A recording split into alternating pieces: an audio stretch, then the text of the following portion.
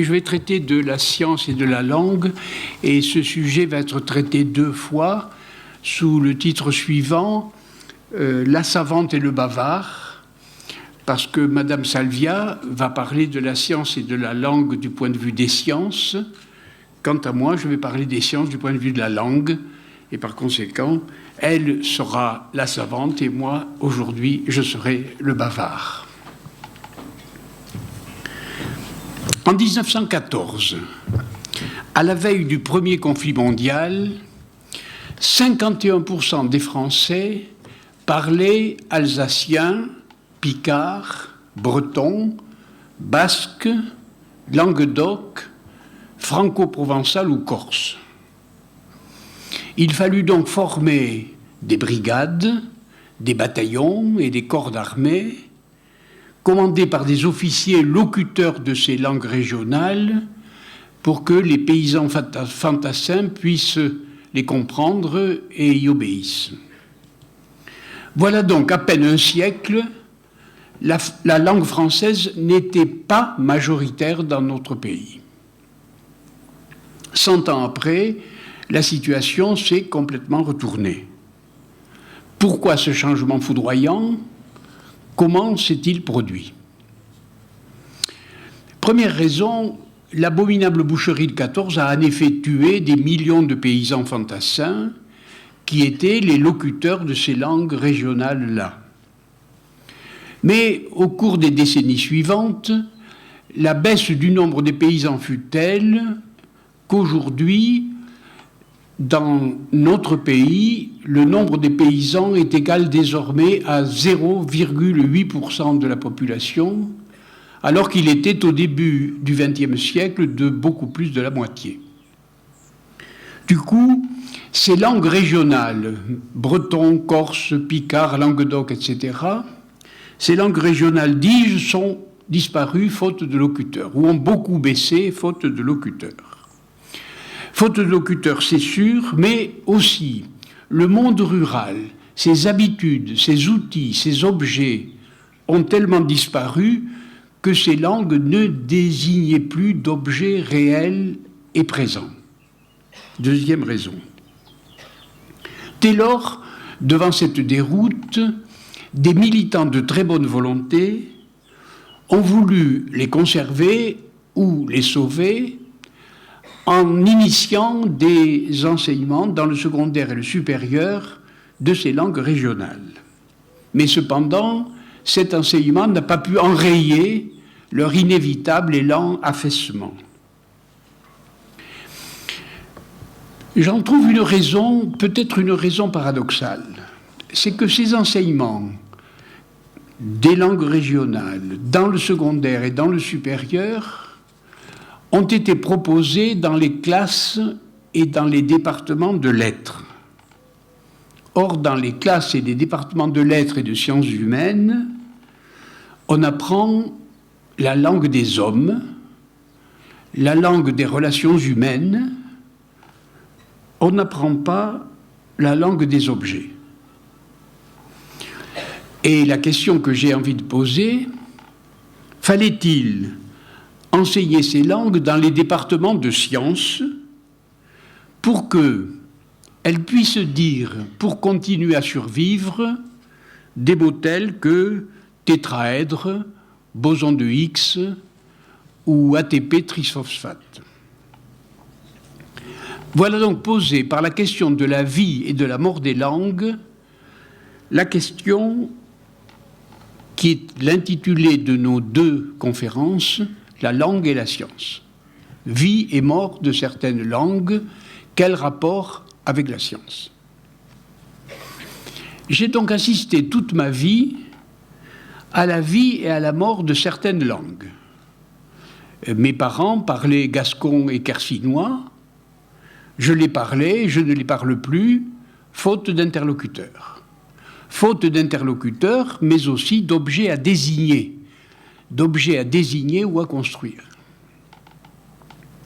Question, à quoi tient la mort des langues ?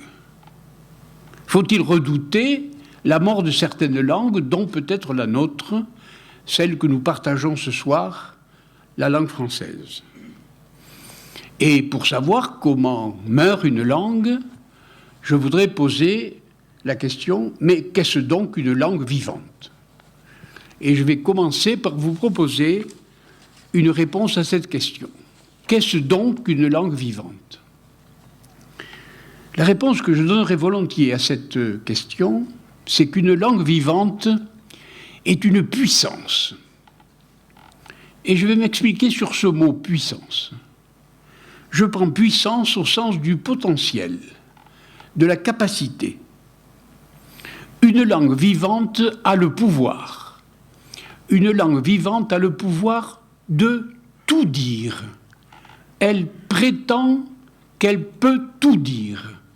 Elle peut dire l'agriculture, la géométrie, la médecine, la pitié, la religion, l'extase, le paysage, la mer, la montagne, la poésie, l'amour, les émotions, le visible, l'invisible, le tangible, l'intangible, l'abstrait, le concret, les poissons, les outils, les métiers, les choses concrètes, les concepts abstraits. Il n'y a pas un lieu du monde, il n'y a pas une attitude ou une action d'un être vivant, il n'y a pas une relation humaine où elle n'ait pas son mot à dire, où elle n'ait pas son verbe à glisser. Elle se glisse partout comme l'eau et le vent, comme l'air. Elle est dans la rigueur mathématicienne comme dans la précision métrique des sciences expérimentales. Elle est partout. C'est une puissance, elle peut tout dire. Une langue est d'autant plus vivante qu'elle peut tout dire. Et donc, inversement, une langue qui n'exprimerait que l'une des régions que je viens de citer est en train de mourir en perdant ses locuteurs. Elle ne peut plus dire telle chose, la mer, elle ne peut plus dire la paysannerie, elle ne peut plus dire l'amour ou l'émotion, bref, elle a perdu une de ces régions, elle est en train de mourir. Et donc, une langue qui ne perdrait qu'un seul de ses corpus, une langue qui ne perdrait qu'une seule de ses régions, préparerait sur la face de la terre son lent mais irréversible effacement. Et voilà pourquoi ma vie a connu la mort de certaines langues, les langues dites régionales, dont certains d'entre vous sans doute sont encore des locuteurs, de Bastia jusqu'à Bonifacio. Pourquoi? Eh bien parce que ces langues-là ne pouvaient pas à un certain moment dire, comme je l'ai dit tout à l'heure, tel concept géométrique ou telle réalité biochimique. D'ailleurs, de ces langues-là, vous autres Corses, vous avez assisté aussi au lent effacement historique de la célèbre lingua franca, qui était la langue séculaire des commerces et des échanges maritimes et commerciaux à travers la Méditerranée pendant plusieurs siècles. Cette lingua franca n'existe plus. Et donc, je recommence. Qu'est-ce qu'une langue vivante? Une langue vivante est une puissance. Elle a la puissance ou le pouvoir ou la capacité de tout dire. Mais mieux encore, elle a la capacité de dire ce qu'elle ne sait pas dire encore. De créer, c'est-à-dire de trouver des inventions, de découvertes, des trouvailles, d'improviser, de créer des néologismes, de s'adapter à des nouveautés, d'être ouverte à l'inattendu, d'être ouverte à l'imprévisible. Une langue vivante est d'autant plus vivante qu'elle est alors une langue créatrice. C'est-à-dire, elle est la puissance de dire ce qu'elle ne dit pas encore. Et une langue où l'on ne créerait plus serait déjà une langue morte. Et c'est précisément la deuxième partie de la définition auquel je tiens le plus, savoir que si notre langue n'inventait plus, ne créerait plus, alors on pourrait dire que déjà, elle est en train de mourir. Voilà la définition la plus précise que je pourrais donner de la langue. Une puissance, un pouvoir, un potentiel, une capacité. Elle n'est pas, elle peut. Elle peut tout. Elle peut tout dire. Elle peut se glisser partout dans le monde, je l'ai dit, comme l'air ou comme l'eau. Elle est cette puissance-là. Elle est d'autant plus vivante, je le répète, qu'elle peut se glisser aussi, ou créer, ou promouvoir, ou faire émerger des inventions imprévisibles ou des nouveautés imprédictibles. Je voudrais à cet égard faire une sorte de parallèle simple et concret et comparer ce que je viens de dire à ce qu'on pourrait dire de certains outils. Il y a des outils qui servent à quelque chose, un marteau, une pince, et ces outils, ils servent à quelque chose tant que cette fonction existe. Et dès lors que cette utilité n'est plus de mise, alors on les jette au rebut. Et ces outils qui servent à quelque chose ne font que encombrer souvent les cimetières de voitures ou les déjections de choses qui ne servent plus. Au contraire, des outils qui servent moins. J'entends par outils qui servent moins, par exemple, des instruments de musique. Un piano, une guitare, un violon. Voilà des instruments où l'on peut jouer tout ce qui a été écrit. Ces instruments permettent de dire tout ce qui a été composé, d'exécuter tout ce qui a été composé, mais de plus, sur ces instruments, on peut improviser des nouveautés, créer, composer, etc. Vous voyez le parallèle à ce que je viens de dire de la langue. Il y a des instruments qui servent et des instruments qui me paraissent plutôt des puissances que des outils réels. Et méfiez-vous de la question à quoi ça sert.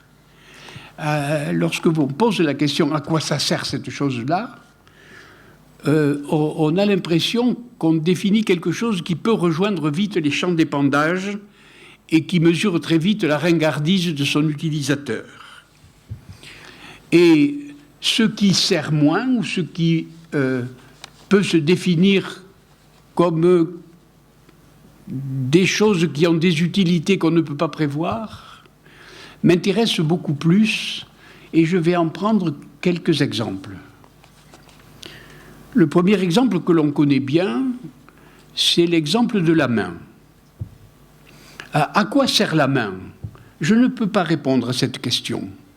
Elle sert à saisir, elle sert à frapper, elle sert à indiquer, elle sert à caresser sa petite amie, elle sert à jouer du piano ou du violon, et elle sert aussi à des choses que je ne peux pas prévoir. On peut créer des activités manuelles ou des métiers manuels nouveaux, et on utilisera la main d'une façon inattendue, imprévisible. On peut créer et inventer avec la main. Le corps. C'est un philosophe qui s'appelle Spinoza qui disait « Le corps humain n'est pas, il peut ». Et c'est vrai, il peut tout. Il peut beaucoup de choses. Et sa définition est de nouveau cette puissance-là, cette capacité-là. Le corps, la main, la musique, voilà des instruments, voilà des êtres qu'on peut définir non pas par ce qu'ils sont, mais par ce qu'ils peuvent. Et d'une certaine manière, voilà, la langue n'est pas, elle peut. Elle peut comme la main peut, comme le corps peut, comme les instruments dont je viens de parler peuvent. Dites-moi, vous qui, ce matin, avez allumé votre ordinateur, à quoi il sert votre ordinateur, hein? Dites-le-moi. Hein? Et il sert à tout. C'est un instrument qu'on peut appeler universel. C'est très bien, c'est très bien. Eh bien, la langue, c'est ceci, c'est un instrument universel. Enfin, je ne sais même pas si c'est un instrument, mais c'est une capacité universelle. C'est une sorte de totipotence. Elle peut tout, totipotence. Je viens de citer une classe d'objets ou de choses, d'êtres totipotents. je ne sais pas, par exemple, j'ai parlé de la musique ou des instruments de musique, je pourrais parler de la danse. Regardez un danseur qui prend 1000 et 1000 mouvements et positions prédictibles ou imprédictibles et qui ne servent à rien et qui un jour peut-être nous serviront dans telle et telle circonstance. J'ai beaucoup de vergogne de parler devant un grand mathématicien, mais ces mathématiques abstraites-là répondent absolument à cette définition, c'est-à-dire la totipotence. Les mathématiques abstraites sont en effet totipotentes. Elles peuvent dire tout. C'est une langue. C'est peut-être la seule langue aussi totipotente que la langue dont je viens de parler. Mais je vais revenir sur les mathématiques tout à l'heure. Voilà. Lorsqu'on définit ainsi cette langue, ou la langue, de cette manière de puissance ou de totipotence ou d'universalité, on étonne les gens qui préfèrent restreindre la définition de la langue à la communication. Qu'est-ce que la langue, disent-ils ? Eh bien, cette langue, ou la langue, sert à la communication entre les hommes, aux échanges, au commerce, à la vie sociale, à la vie sociopolitique, à la vie médiatique, collective, aux relations humaines, etc. D'une certaine manière, la langue est un outil de communication. Mais voilà, ce n'est pas vrai. Parce que la langue sert à beaucoup plus que ça. Vous vous souvenez, tout à l'heure, j'ai fait la distinction entre la langue des hommes et la langue des choses. Vous vous rappelez ? Si elle peut tout dire, la langue est aussi la langue des choses, comme la langue des hommes. Elle est aussi formatrice de notre existence personnelle, de notre existence charnelle, de notre existence spirituelle et de notre destin humain, qui est formé profondément par notre langue.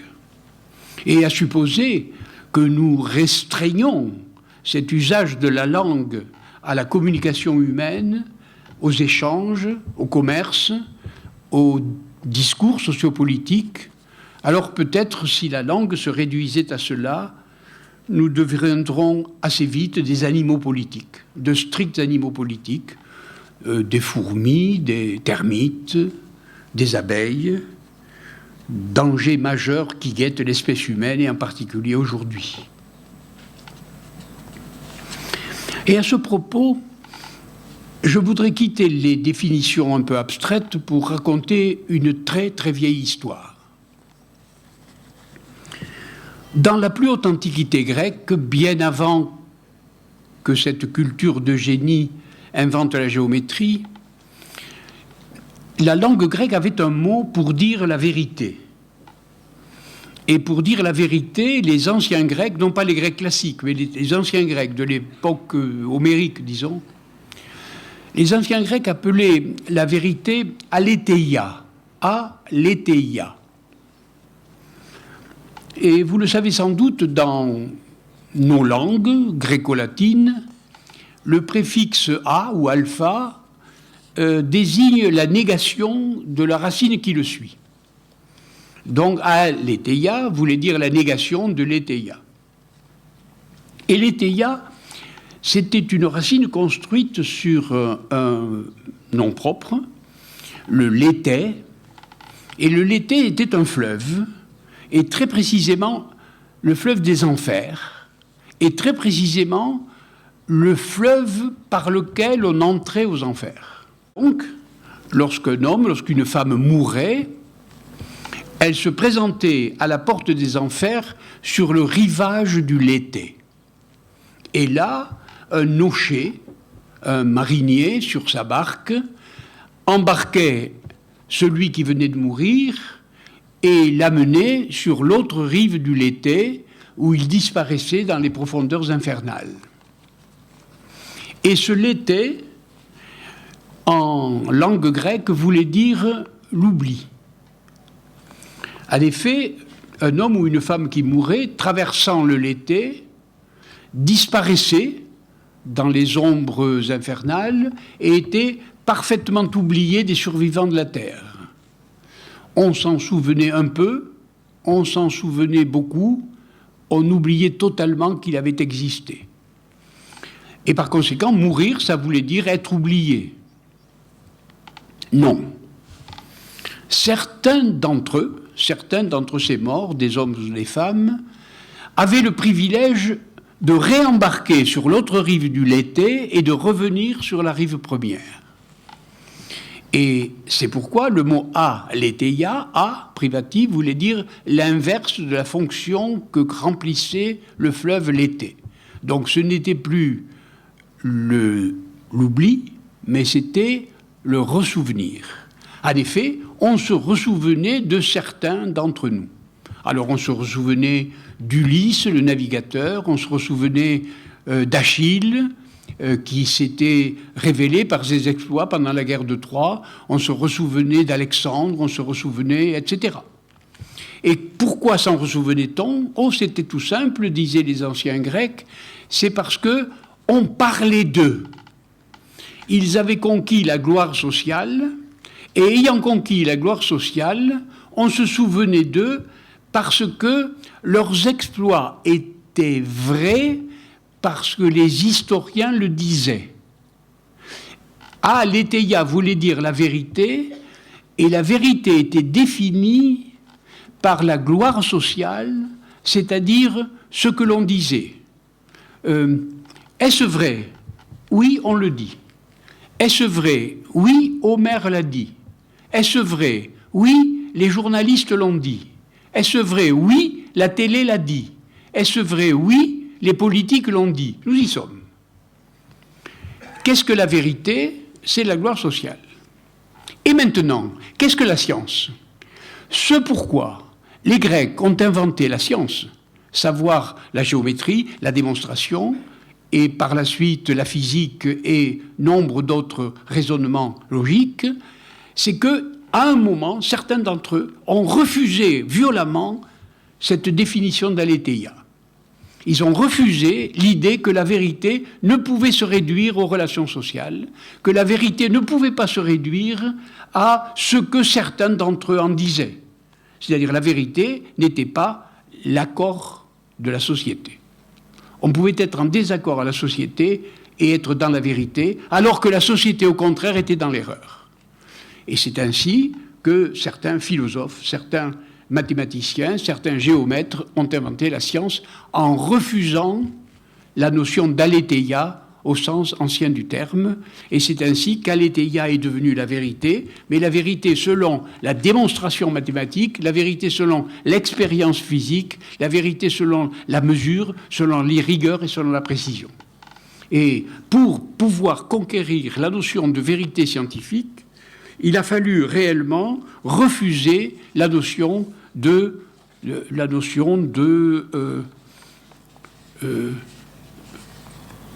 accord social, ce qu'on en dit, ce que certains maîtres de la société en disent, les diffuseurs, non pas les déchiffreurs, mais les déciseurs, ceux qui parlent, ceux qui ont la parole. Je parlerai tout à l'heure de ceux qui ont la parole. Voilà comment, dans la langue grecque, la science est née. Elle est née contre l'opinion publique. L'opinion publique, le sondage ne dit pas la vérité, mais la vérité est établie par d'autres moyens que l'opinion publique, par d'autres moyens que ce qu'on en dit. Et voilà pourquoi j'ai défini la langue autrement que la science, en commençant et en parlant de puissance. Et je reviens, s'il vous plaît, maintenant à la définition que j'ai donnée tantôt, de dire que la langue est la puissance de tout dire, la capacité de tout dire. Et je vais poser maintenant la question suivante: comment utilisez-vous, comment utilisons-nous, comment j'utilise moi-même cette puissance-là?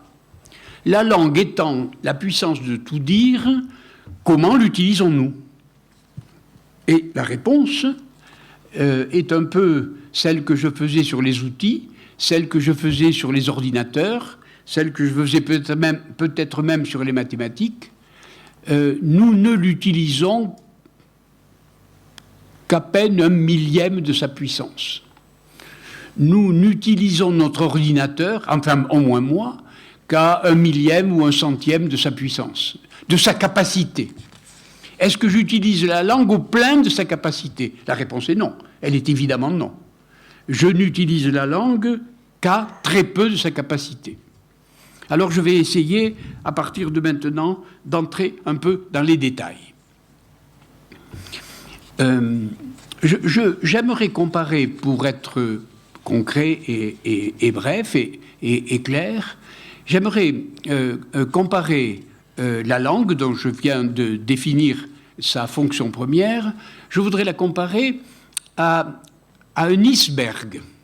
Vous savez sans doute que iceberg étant un mot scandinave, on ne doit pas dire iceberg, mais iceberg.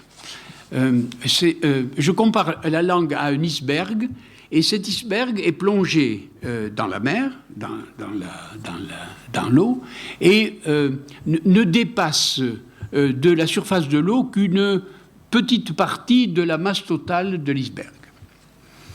Et ce qui émerge de la langue, c'est ce que j'appellerais volontiers l'usage.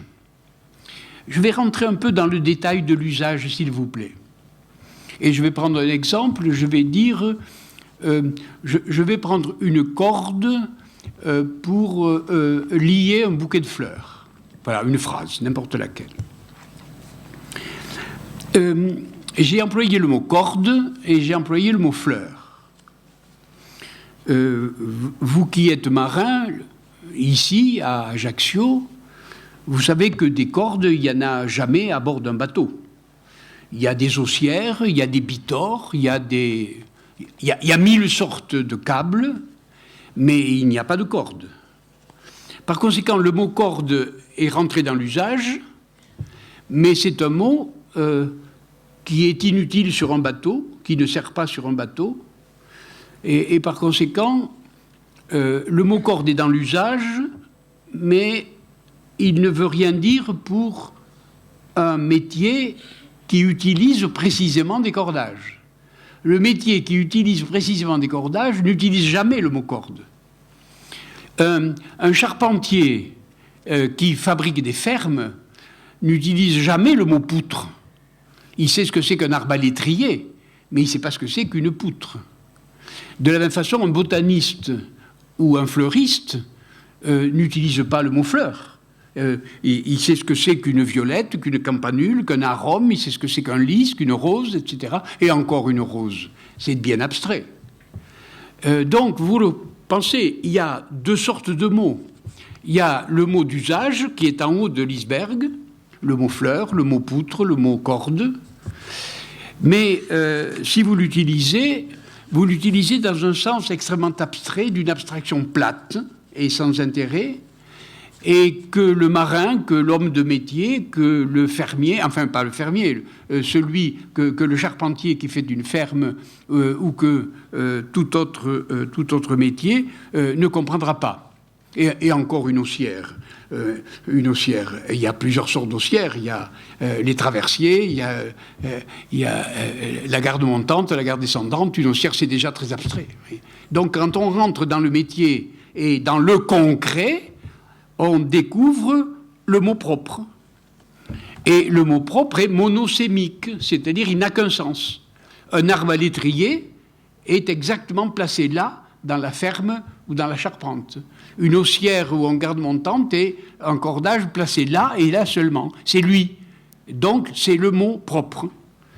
Mais le mot corde, c'est pas le mot propre. Je voudrais là vous confier le problème majeur que rencontre un écrivain de langue française, ou enfin un écrivain.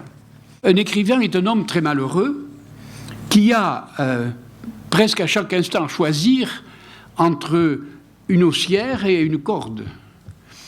S'il dit corde, il sera compris de tout le monde, mais le marin lisant son texte, disant « ce monsieur n'y connaît rien », l'écrivain qui écrit le mot poutre sera lu de tout le monde, mais le charpentier qui le lira dira cet auteur n'y connaît rien.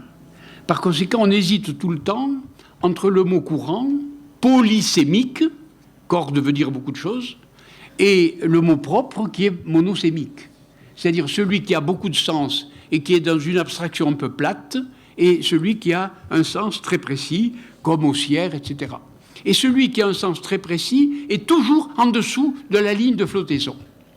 Alors une langue a l'usage qui est au-dessus de la ligne de flottaison, et en dessous, je ne sais pas, la langue des biologistes, la langue des éboueurs, la langue des mariniers, la langue des putains, la langue des curés, la langue des paysans, la langue des physiciens nucléaires, la langue des botanistes, la langue, etc. Qu'est-ce qu'une langue? C'est la somme de ces idiolectes. J'appellerais idiolecte la langue précise du charpentier, du physicien nucléaire, du mathématicien, encore mathématicien. Ça ne veut rien dire. Il faut que ce soit topologie ou algèbre ou calcul des probabilités, etc. Il y a 1000 sortes. Donc les idiolectes sont extrêmement nombreux. Alors attention, qu'est-ce qu'une langue? C'est cet iceberg-là, c'est-à-dire l'usage plus la somme énorme des idiolectes sous la ligne de flottaison. Théorème 1, la langue est d'autant plus vivante qu'elle a énormément d'idiolectes sous la ligne de flottaison. C'est-à-dire, plus il y a d'idiolectes et plus ils sont précis, plus la langue est riche, plus la langue est vivante, plus la langue est créatrice, puisqu'elle est sans arrêt en train d'enrichir la somme de ces idiolectes. Et bien entendu, l'usage en haut, l'usage, celui qui est au-dessus de la ligne de flottaison, est parfaitement, j'allais dire abstrait, c'est un grand mot, trop vague. Je dirais volontiers que l'usage est illettré. Le vocabulaire ordinaire qu'on utilise généralement ne rentre pas dans ces idiolectes, ne rentre pas dans ces corpus, dans les corpus que ramène la langue. Et vous le savez sans doute, le français, la langue française, est une des langues dont la somme des idiolectes est la plus riche et la plus ancienne. Parce que la datation, le début des langues savantes en France est beaucoup plus ancien que dans les autres langues. Et les Chinois appellent le français la langue des lois, parce que la somme des idiolectes de type juridique que comprend le français est un des plus anciens de toutes les langues du monde. Par conséquent, la somme des idiolectes en langue française est énorme et elle comprend toutes les sciences. C'est-à-dire chaque science que je viens de citer, les mathématiques dans leur énorme division de spécialités, la physique dans son énorme division de spécialités, etc., les sciences du vivant et de la terre également, font partie de ces idiolectes où il n'y a plus dans leur usage que des mots propres, que les mots les plus propres possibles, c'est-à-dire les mots les plus monosémiques possibles, qui n'ont qu'un seul sens. Les idiolectes sont des langues où les mots sont les plus propres et ont le plus possible un seul sens. Et c'est la définition qu'on pourrait donner d'une langue scientifique. Elle fait partie, en effet, de ces langues difficiles à acquérir. Je me souviendrai toute ma vie comment, à l'âge de 22 ans, j'ai mis les pieds pour la première fois sur un bateau de la Marine nationale où la langue utilisée n'avait absolument rien à voir avec la langue qu'on utilisait sur le quai. Et le premier ordre qu'on m'a donné, je n'y ai rien compris, comme si elle m'avait dit le chinois, et j'ai posé naïvement la question, mais qu'est-ce que veut dire ce mot ? Et très gentiment, le quartier-maître m'a dit, ce mot, ça veut dire ça, et il a employé pour définir le mot 4 mots que je ne comprenais pas. Et j'ai demandé la définition de ces 4 mots que je ne comprenais pas, j'ai eu droit à 17 mots que je ne comprenais pas, et ainsi de suite. Et donc vous rentrez dans une langue tout à fait spécialisée, qui est la langue du métier, la langue des marins. Le miracle, c'est que 3 semaines après, vous parlez cette langue aussi aisément que si vous la parliez depuis votre naissance. Et donc, ces langues-là sont difficiles à atteindre. Pourquoi ? Parce que chaque mot est un mot propre, et c'est un idiolecte dans ce sens-là. Et quand vous rentrez en mathématiques, quand vous rentrez en topologie, quand vous rentrez en botanique, quand vous rentrez, etc., dans les sciences données, vous rentrez dans un langage nouveau, et toute la question que je vais me poser maintenant, c'est qu'est-ce que c'est cet ensemble de langages nouveaux qui forment la langue scientifique. Mais avant de venir là, je voudrais revenir à mon iceberg. Alors, figurez-vous cet iceberg qui est une partie au-dessus de la ligne de flottaison, qui est l'usage illettré. Le français que nous utilisons dans la rue, à l'école, entre amis, à la maison. Et puis, cette masse énorme de corpus de métiers de sciences qui est sous la ligne de flottaison, langue difficile, mais justement précise et monosémique. J'ai dit tout à l'heure que la langue pouvait tout dire. Et j'ai appelé cette puissance-là, ou cette capacité, la totipotence. Toti, tout, potence, pouvoir. Pouvoir tout dire. La totipotence. Il arrive parfois, et c'est un accident redouté des marins, que pour des raisons de fusion, l'iceberg tout d'un coup se retourne. Et si cela arrive alors que vous êtes en train de naviguer pas loin de là, vous risquez le naufrage. Je vais maintenant envisager le cas où l'iceberg se retourne. Il y a des cas, en effet, où l'iceberg se retourne. Quel est ce cas-là ? Ce cas est assez facile à comprendre. C'est que le renversement du glaçon vient du fait qu'un des idiolectes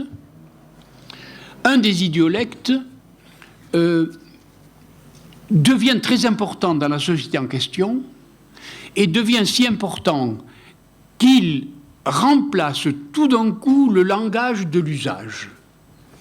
C'est-à-dire, il devient si important que tout le monde croit que cet idiolecte-là, que cette langue-là, que ce langage-là, que ce langage de métier-là devient le langage de tout le monde et peut remplacer tous les autres. Nous avons assisté récemment au fait que tout le monde ne parle plus que d'économie, tout le monde ne parle plus que de finances, tout le monde ne parle plus que de chômage, de travail, tout le monde ne parle plus que de questions économiques. Vous l'avez remarqué. Et tout d'un coup, en effet, cette langue-là, cette langue particulière de l'économie, de la finance, du commerce, est devenue si importante que tout le monde croit que c'est cela même parler de tout. Et cet idiolecte-là a pris la puissance de la langue. Et l'iceberg se renverse. Il y a des raisons pour cela, de vraies raisons. Et dans le cas de la finance, dans le cas de l'économie ou dans le cas de l'argent, le fait qu'il ait pris toute l'importance qu'il a prise aujourd'hui, il y a une vraie raison pour cela, c'est que l'argent est totipotent. C'est-à-dire, qu'est-ce que l'argent ? C'est bien connu, c'est l'équivalent général. Avec de l'argent, vous pouvez avoir des chaises, des tables, de quoi manger, une propriété agricole, des maisons, etc. L'argent est l'équivalent général. Donc il est totipotent. Et comme il est totipotent, il peut passer pour l'usage le plus général, et l'iceberg se renverse.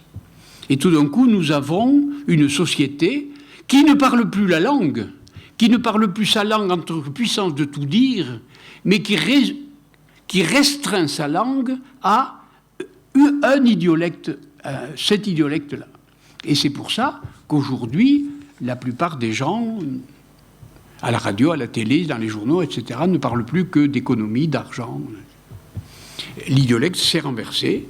La puissance de tout dire est désormais aux mains d'un idiolecte particulier, l'argent. Que c'est fatal. Ce n'est pas forcément fatal, je ne crois pas. Je voudrais vous en donner quelques exemples. Lorsque j'étais plus jeune, j'ai été très influencé par la pensée d'un de mes prédécesseurs, et qui s'appelle Georges Dumézil, Et Georges Dumézil disait, et il l'a écrit dans une quarantaine de livres, que nos sociétés indo-européennes sont depuis des millénaires divisées en 3 fonctions. La fonction religieuse, la fonction militaire et la fonction productive et économique. La fonction religieuse, il l'appelle Jupiter. La fonction militaire, il l'appelle Mars, avec les dieux romains Jupiter, fonction religieuse, Mars, fonction militaire, Quirinus, fonction économique. Et il dit que à peu près toutes nos sociétés ont ces 3 fonctions-là et sont divisées souvent en 3 classes ou 3 castes, les prêtres, les militaires et les commerçants producteurs agricoles, par exemple, ceux qui sont dans l'économie.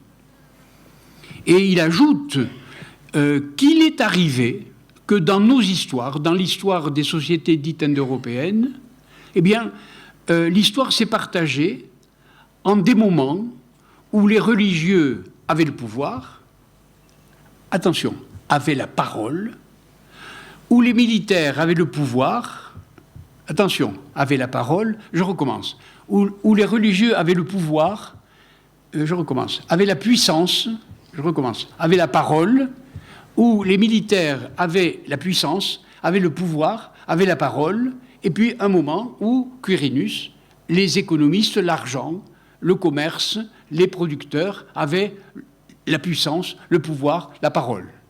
Et comme si le glaçon s'était renversé 3 fois.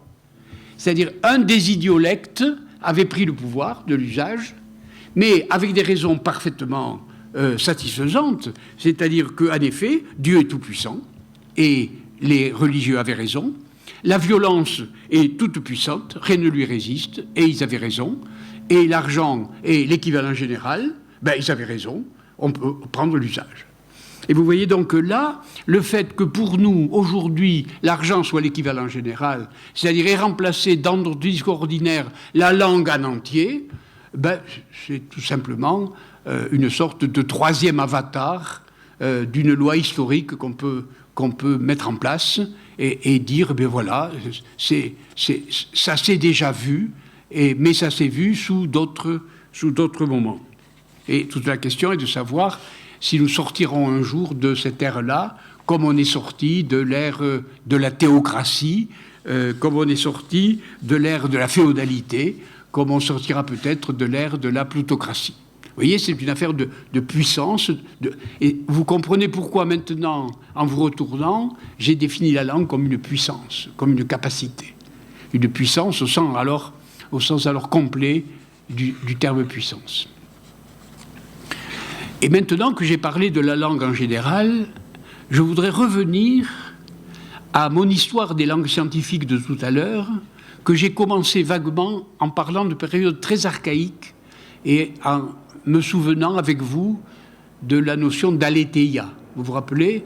Le travail des scientifiques pour essayer de convaincre la société que la vérité n'est pas seulement liée à l'opinion publique, mais à d'autres moments, etc. Et comment les savants ont-ils fait pour peu à peu construire cette vérité-là ? Réponse. En ne cessant jamais de construire des langues. En ne cessant jamais de construire des langues. Alors, au travail, comment ont-ils fait ? Eh bien, les Grecs, qui ont inventé la géométrie, ont inventé une langue. Et une langue quasi complète, qui a son couronnement dans les éléments d'Euclide. Dans les éléments d'Euclide, vous avez entièrement formalisé, entièrement formaté, entièrement construite, un monument extraordinaire de langue avec ses axiomes, avec ses postulats, avec ses définitions, avec l'ensemble de ses théorèmes qui se déduisent les uns des autres, et vous avez une langue complète qui n'est pas du tout la langue archaïque de la géométrie. Vous savez sans doute, par parenthèse, que le plan, autrefois, chez les anciens Grecs, s'appelait chroia ou chroma, c'est-à-dire la couleur, et que peu à peu, ils en sont venus à le définir de façon plus abstraite pour le faire rentrer dans la langue polysémique ou monosémique des éléments d'Euclide. Donc, premier acte, construction de la langue géométrique chez les Grecs avec Euclide.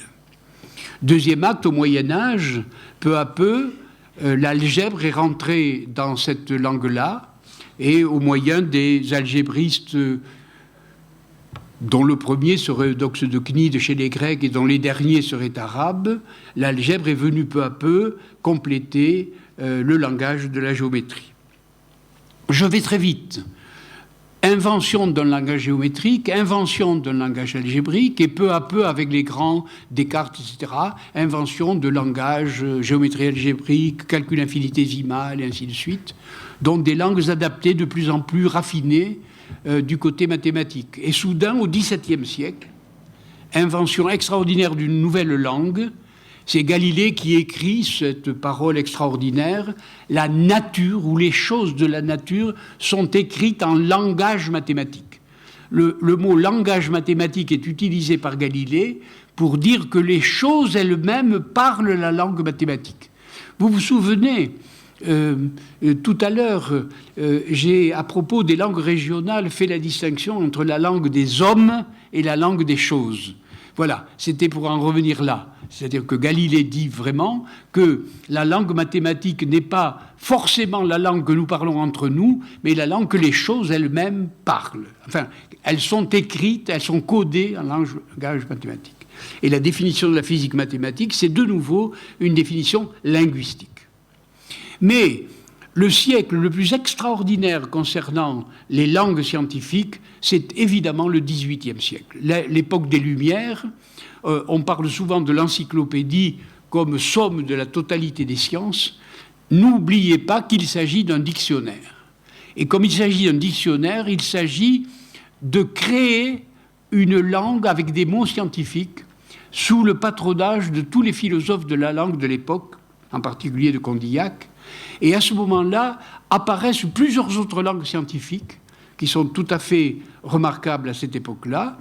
C'est Lavoisier, qui, à l'aide des corps simples, commence à créer une langue propre à la chimie et qui est désormais notre langue.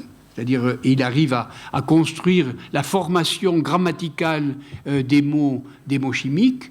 Ensuite, Linné, dans sa classification, va utiliser le latin pour décrire et classifier Linné, après Tournefort, bien entendu, mais Linné codifie un peu la langue de l'histoire naturelle.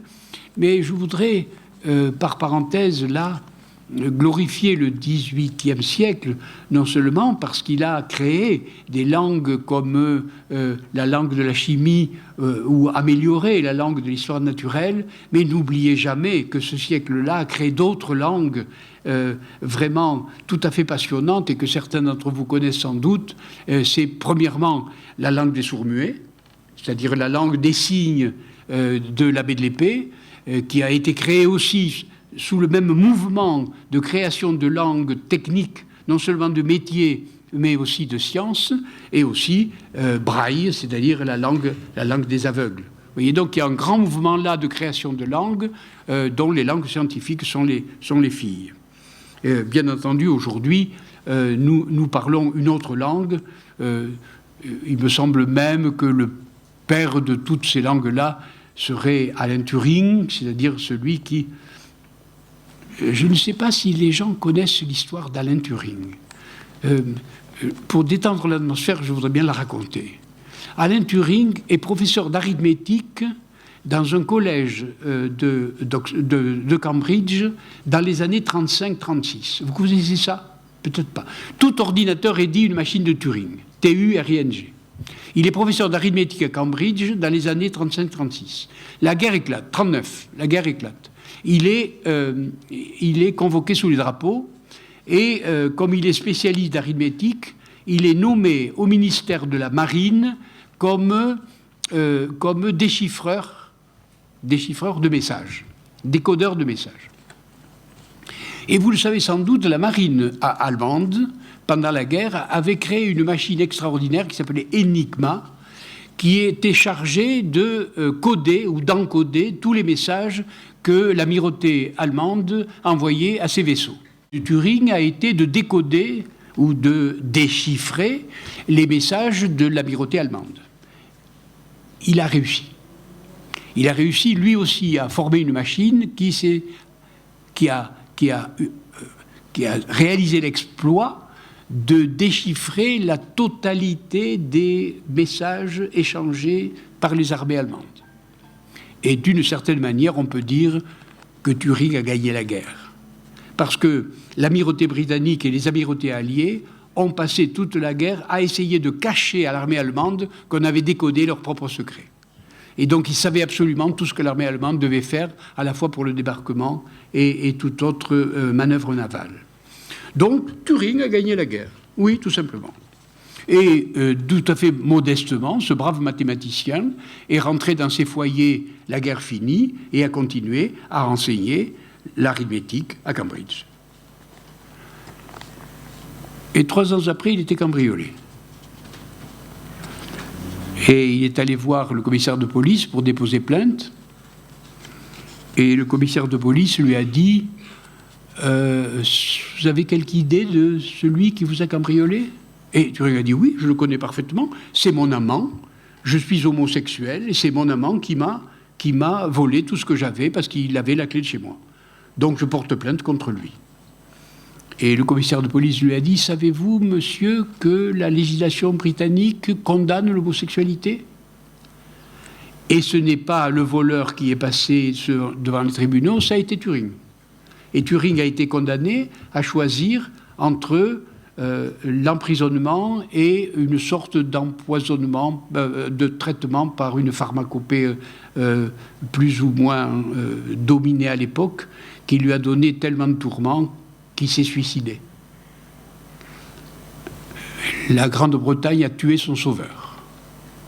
Ça, c'est de la très belle histoire des sciences, n'est-ce pas ? La législation britannique a mis à mort celui qui avait gagné la guerre pour elle. Bref, Turing a inventé un langage, celui que nous utilisons aujourd'hui dans les algorithmes d'informatique. Vous voyez donc que, l'histoire rapidement dite, avez-vous remarqué que là, j'ai envie d'observer quelque chose qui me permettra presque une conclusion raisonnable. J'ai dit en commençant qu'une langue était une puissance, la capacité ou le potentiel de tout dire. Non seulement de tout dire, mais d'inventer des choses imprédictibles, d'inventer des choses inédites, des découvertes, des trouvailles, de la création, le créatif. J'ai l'impression que ce que je viens de dire de la découverte progressive de toutes les langues de science ne font qu'imiter ou que mimer la totalité de ce que peut la langue. Comme si la totalité des sciences, inventant ces idiolectes les uns après les autres, avaient inventé ensemble une langue complète. Qu'est-ce que la science ? C'est la puissance de tout dire. C'est la capacité, le potentiel de tout dire. À la fois dans l'usage, un usage rigoureux, universel, etc., et d'autre part dans la précision individuelle, paysagère des moments les plus monosémiques possibles. Et j'ai l'impression que cette langue-là, ce pourquoi je crois, moi, à cette langue-là, c'est que peut-être cette langue-là est la puissance qui pourra nous délivrer de toutes les puissances d'aujourd'hui, en particulier celle de l'argent. Parce qu'elle peut lutter à armes égales contre elle à cause de cette totipotence-là. Si l'argent est l'équivalent général, la science aussi est une équipotence, une totipotence qui peut lutter contre elle et nous délivrer d'elle. Sur ce point, je voudrais conclure autrement, et conclure un peu comme j'ai commencé. Après cette profession de foi et cet espoir réel que je porte en moi et que je voudrais vous faire partager, je voudrais revenir sur la vie et la mort de ces langues que je porte en moi un peu comme un oiseau blessé et qui me fait penser au fait qu'une langue, par exemple le français, a aussi une autre caractéristique. Elle a certes le pouvoir de tout dire, mais comment le dit-elle, ce tout ? Comment dit-elle tout? Elle le dit avec un point de vue ou un angle original sur les choses du monde. Le français a un angle d'attaque sur le monde que n'a pas l'anglais, que n'a pas le portugais, que n'a pas l'espagnol, et chacun ayant un angle d'attaque particulier.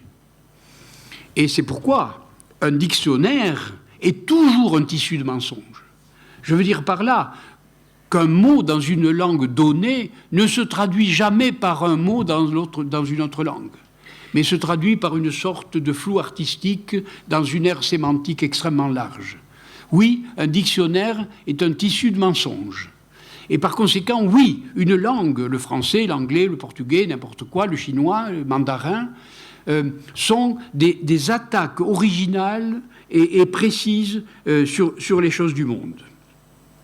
Et le fait que nous parlions sur la planète des milliers de langues est un phénomène analogue à ce qu'on appellerait en botanique ou en zoologie la biodiversité. Il y a une biodiversité des langues. Et ces langues-là, chacune dit quelque chose d'original sur les choses du monde ou les relations humaines, sur la langue des hommes ou la langue des choses.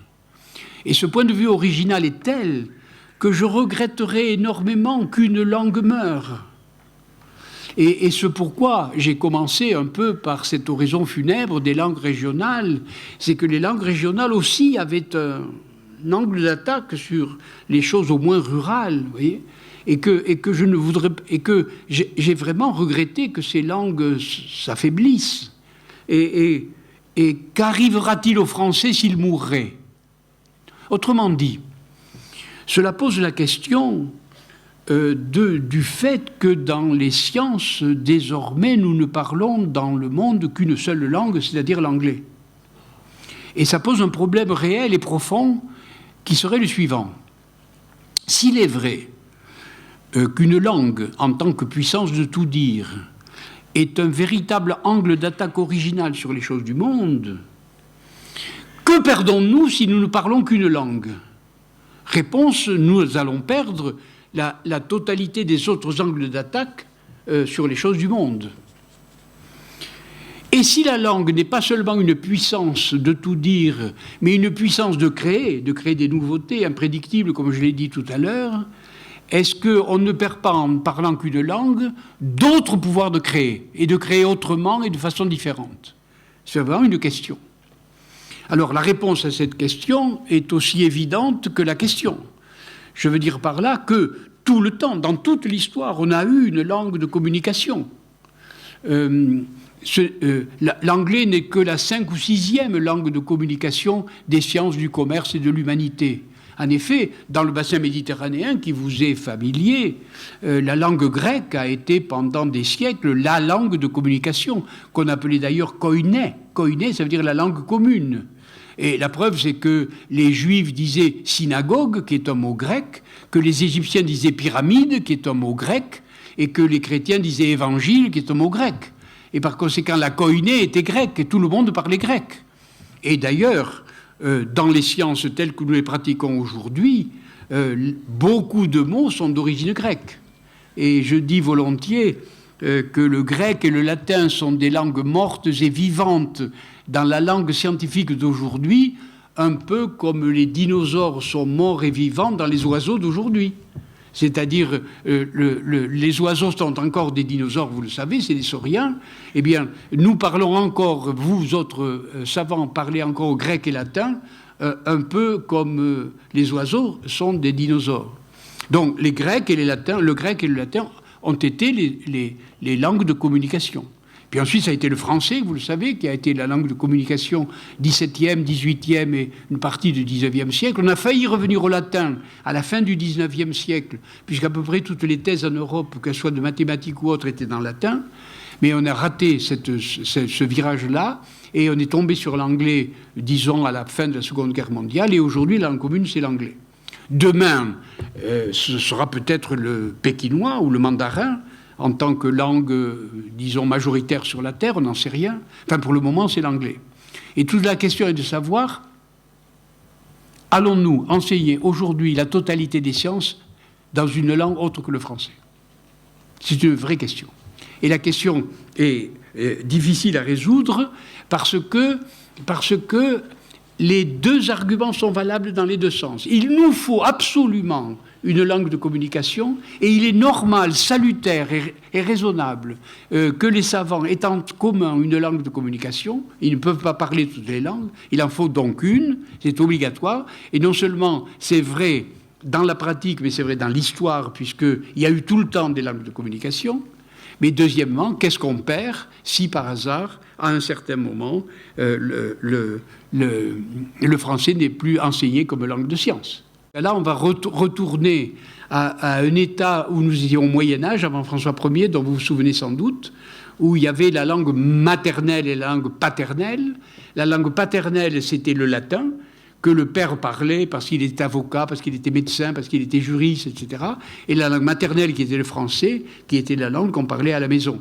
Alors, est-ce que nous allons aussi être bilingues quand nous serons scientifiques, que nous parlerons anglais quand nous parlerons science et que nous parlerons français? Ça serait une régression vers l'état du Moyen-Âge. Toute la question est de savoir si les logiciels de traduction vont sauver les langues vernaculaires comme le français. Toute la question est de savoir, pour finir, et je ne sais pas la résoudre, si le français, comme les langues régionales, pourrait mourir comme le corse ou comme est mort le gascon, ma langue maternelle. Merci beaucoup.